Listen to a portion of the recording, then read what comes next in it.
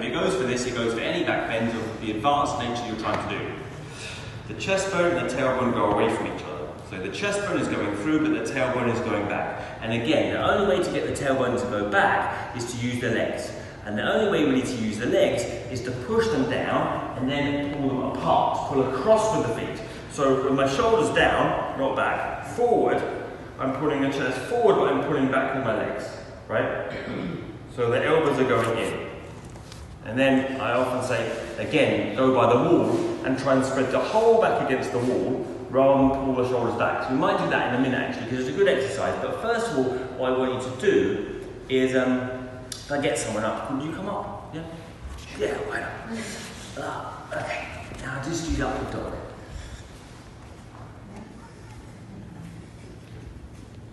Now, first say is that feet can be too wide too often. Let me just adjust the feet. So this is what I often caricature this. The feet turn in like that, right? And the feet are quite wide, right? Like you've seen that, I used to do that, right? So you push that ball or big toe down as if you were standing on it, right? So there's this, you can either cue it by saying push your hands, push your feet towards me, so together. So push, yeah.